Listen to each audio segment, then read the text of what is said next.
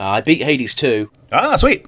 And now you can get some post-game fun content. The main reason I bring up beating Hades 2 is I was kind of worried about beating Hades 2 because there's been a pretty vocal outcry from a certain section of the fan base going, man, this ending sure sucks.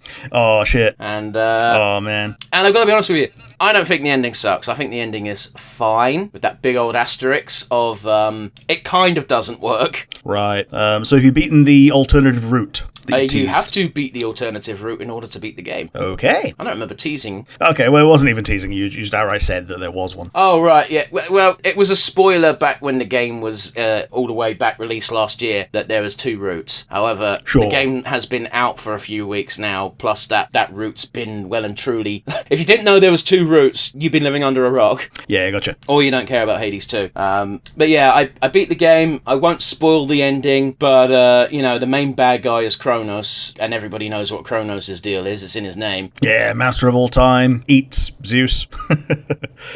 eats Zeus and Hera, and Zeus cuts himself out of his daddy's belly, and yeah.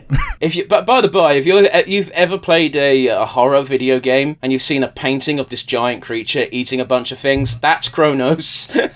Yeah. Eating his children. Yeah, because you didn't want them to surpass him. Yeah, and that just made them want to surpass him. Yeah, and they became gods, and the Titans are forgotten. Yeah. Except for the ones that married gods. Don't think about it too hard, you'll give yourself a headache. Well, also the gods are all brothers and sisters, and half of them fucked each other, so, I mean, Zeus is uncontrollable. Yeah. I do like the old meme of, the greatest lie Disney ever told us is that Zeus is a loving family man. But yeah, Hades, the gameplay is great. I've finally unlocked some secret weapon aspects. Those have been fun so far, the ones I've discovered. I've started playing the game through with, it used to be called Heat, now it's called Fear, where you add additional modifiers that make the game harder, but you get additional rewards for it. Sure. I'm vaguely aware that the equivalent of the gun is even crazier this time around. That's my favourite weapon. Yeah, sweet. Are you talking about the mantle? Yeah. Yeah. Yeah, there was a great fucking image online, because that one's got the aspect of Nyx, which Nyx is Mother Light, you meet her in the first game, and it's cool, when people saw that there was a Nyx aspect to this weapon, they were like, oh, it's going to be all about dodging and firing bullets, and it's like, oh no, it's all about smacking people in the face with as much force as you can. Yeah.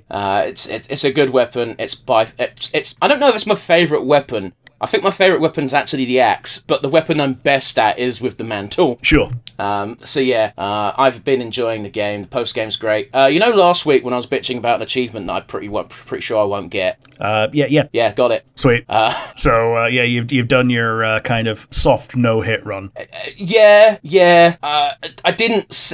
Here's the thing: is I think I got it because I wasn't trying to get it until I was trying to get it. Does that make sense? Yeah, you weren't trying to get it until you got to the final amount of time, and they were like, oh shit, this is now achievable. Yeah, and that's the bit where it gets scary. Yeah. Because it's the bit where you start thinking about it, and you're like, oh, I don't want to do this again. Oh, don't let me do this again. Because I've cleared the game, there's now access to a secret boss fight. I don't know if I can spoil it. Yeah, maybe keep that one stum for now. Yeah, okay.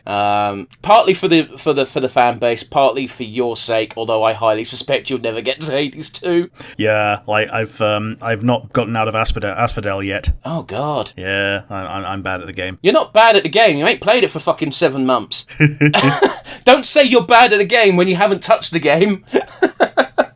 But yeah, Hades 2 is great. I understand why some people aren't a fan of the ending. I kind of get it myself, but this is also Hades. I was scratching my head for the entire playthrough of the game, wondering, how is this game going to continue once you finish the quote-unquote story? Because it's a roguelite. You have the point of the game is you keep playing and playing and playing. How are they going to justify it? And in my head, I couldn't think of a way they could justify it, and it turns out it's a bit of a weak way of justifying it, but they do justify it. Yeah, it's like, oh yeah, Kronos was master of time time, and therefore you get rewound, go eat shit. Well, that's kind of what happens in the base game anyway. Sure. And that's kind of what I figured was going to happen. Is just like, well, Kronos is master of time, so it doesn't matter how many times you win, you're still going to have to beat him down from time to time. But no, I was wrong, and I'll be very surprised if anyone guesses the actual ending. Although, if you played the first game, you might be able to actually guess quite easily. Sure. 2 weeks later. I've done a lot of Hades 2 as well. Okay. As you say, you've beaten the alternate route.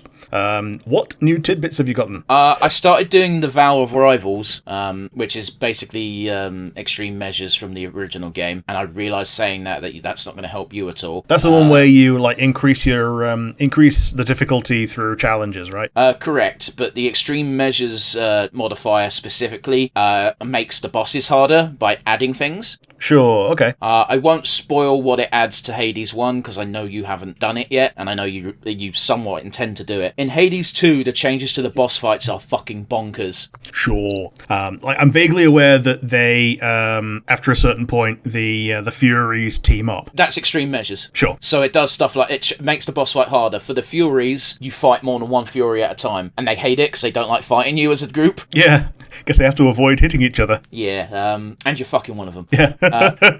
In Hades 2, the Vow of Rivals, for the very first boss in the woods, the boss unlocks their true form and fights you at their full power, because until then they're just teaching you shit. The second boss, which is the Sirens, they get an additional band member and they turn into like a black metal band. It's so fucking cool though. Like Scylla has a costume change and she looks 10 times better. Sweet. And the third boss in that is the most annoying one to me for Vow of Rivals, because it changes the boss arena to make it harder for you to move, which given its attack patterns is incredibly fucking annoying to me. I was going to say like Asphodel Syndrome, where like half the floor is lava. Literally what happens. Yeah. Literally the floor is now lava. Not joking. Fair enough. And then the other route, the first boss gets a partner that changes a bunch of things to poison, which poison didn't exist in this game before then, so I don't like that. The second boss has been using the Adamant Rail as their weapon. The Adamant Rail is the gun from the first game. Sure. Their upgrade is they just get the aspect of Lucifer. Okay. So it makes the gun worse. It changes the This boss fight is actually made easier by having the Vow on. I think I told you before I really struggle with this boss. Not when it's Vow of Rivals, I don't. It becomes 10 times easier, which is might just be because I'm shit at the rifle thing. Sure, okay. And the third boss for Vow, I haven't done the fourth bosses yet. I'm still stuck on the third Vow of Rivals for the upstairs route. The guy gets another person in his boss fight, which doesn't sound like a big deal. However, there's a phase in that fight where you have to it's like Final Fantasy fucking 14. You have to memorize a pattern and then walk in that pattern on the floor to not get hit. Yeah, you memorize a pattern. You do the DDR while it's showing you the second half of the pattern in real time. It's quite easy to do when it's just the one boss because nothing else is happening. With the two bosses, you're being chased around by the second boss, so you have to avoid getting hit by the second boss while also memorizing the pattern and walking in the pattern. Yeah, I can see how that would be challenging, to say the least. Yeah. And as I said, I don't know what the Vow of Rivals does to the end bosses for both routes. That's a happy little mystery I'll have to unwrap later. Yeah. But they are fun changes. Sweet. 2 weeks later. Well, this is probably going to be the last time I talk about it on the podcast because I'm sure people are getting tired of it. But I reached the epilogue of Hades 2. Oh, and another tier of epilogue. But I guess this is the you've done damn near everything epilogue. Yeah, I've still got like 6 achievements to get and they're annoying me, but we'll save that. No, this is the epilogue because throughout the entire game you're told you have to save the fates. Once you beat the bog standard game, it's like, cool, the fates are still missing, that's your new job. And in the base game, the original, to get the epilogue, you just had to play a bunch of runs and eventually you had to max out your social links, for lack of a better word, with all the Olympians, and eventually you'd have a sing-song and a party at the end. It was all happy, feel good. In this one, it's a bit different. You have to get a bunch of endgame dialogue from specific NPCs, including a person who is exclusively boss fights, which was very annoying to get because the more shit you've done before you get to this part in the game means the more runs you have to do just to get the specific piece of dialogue to trigger. Because once he's on a set course for dialogue, you have to go through that entire length of dialogue before you can get to the next one. And if you invoked the Vow of Rivals, then then good fucking luck to you, because then you got to do all the dialogue that's related to that. Yes, that's the challenge mode, right? Yeah. It's sort of.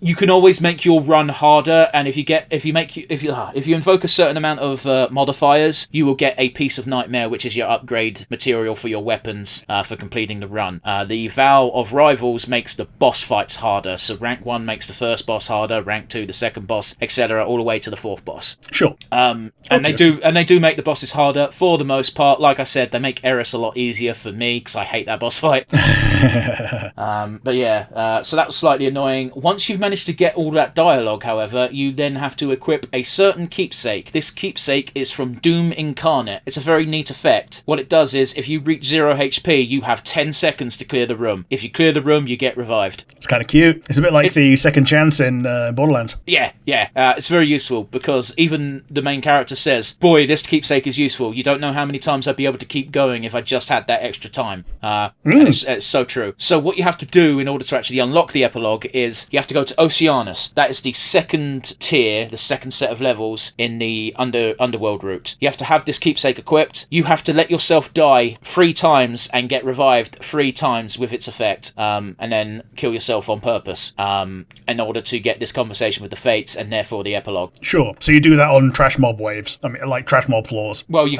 wouldn't be able to do it on the boss. Yeah, fair enough. Yeah, you wouldn't, because like if you're that close on the boss, you are probably going to either win already or lose already with the right amount of focus. Here's the thing, Rick. At this point in the game, you're not going to struggle with Oceanus. Sure. You're just not, unless you put a shit ton of modifiers on. But the only reason to go past a certain level of nightmare, in my opinion, is if you want to swing your dick about and go, look how hard I can play the game at. Which, if that's your thing, that's your thing. I'm not judging. It's not for me. Or there is a certain level of fear that you need to go at in order to unlock 3 statues, just like the first game. Sure, fair enough. But yeah, I got the epilogue. The epilogue is fine. The epilogue is just, this is what happens to the world as at whole. Keep playing the game if you want, but you're technically done. I guess it. But yeah, after you do that, you do get dialogue with Hecate, and it's a hell of a bombshell that you get, but I won't spoil that because I'm sure not everyone's there yet. But yeah, and people who are playing the game and haven't got the epilogue yet, getting the epilogue is what you get to unlock the final heart of Hecate and get max friendship. So yeah, it's not even a spoiler by saying it's Hecate. Sure, okay. But yeah, that was quite a not a mind fuck, but I was like, oh damn, that is not something I saw coming. Fair enough. Good old Hecate. Hecate, but sure. Sorry. There's certain things like it's like don't do it, don't say it, you motherfucker.